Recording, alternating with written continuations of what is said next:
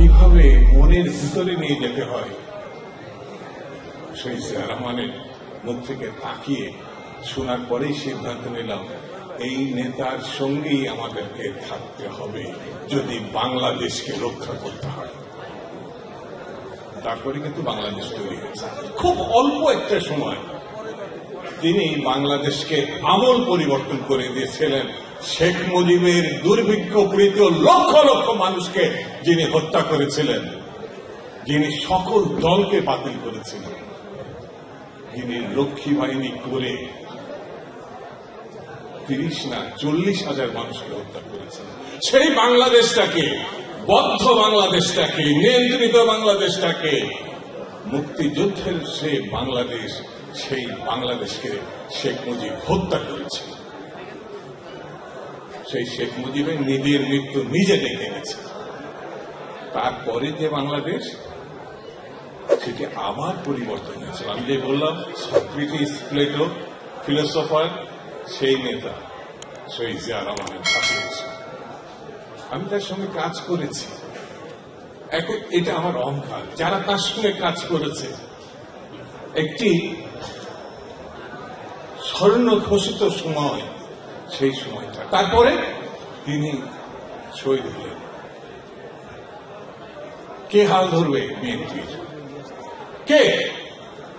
অনেক ছাত্র নেতা সে সময় ছাত্র দল থেকে চলে গেছে, আমি নাম বলতে চাই না, আমার পরও গেছে। আসলেন দেশনেত্রী বেগম খালেদা জিয়া। খণ্ডিত বাংলাদেশ, খণ্ডিত বিএনপি। আস্তে আস্তে করে তিনি রাজপথ থেকে বিএনপিকে, নতুন বিএনপিকে তৈরি করলেন। তখন পাশে যারা ছিল তার নাম হচ্ছে বাংলাদেশ জাতীয়তাবাদী ছাত্র দল। কি ছাত্র দলকে তৈরি হতে হবে, এমন শক্তি তৈরি হতে হবে। বাংলাদেশকে যারা ধ্বংস করতে চায়, ওই পার্শ্ববর্তী দেশে গৃহীনক বানাতে চায়, একমাত্র শক্তি কি শক্তি? একমাত্র শক্তি জাতীয়তাবাদী ছাত্রদল। এর কোন বিকল্প না। বক্তৃতা আজকে করবো না বলেছিলাম, করবো না।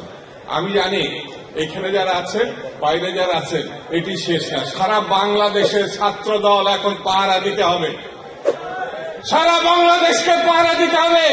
কিছু ভণ্ড, কিছু প্রতারক, কিছু শয়তানের বাচ্চা, শয়তানের বাচ্চা খুশাখুশি করছে। নির্বাচন ছাড়া গণতন্ত্রে উত্তরণের আর কোন বিকল্প নেই। বিকল্প নেই, বিকল্প নেই। আছে, আছে, আছে। খুদা হাফেজ। বাংলাদেশ জিন্দাবাদ।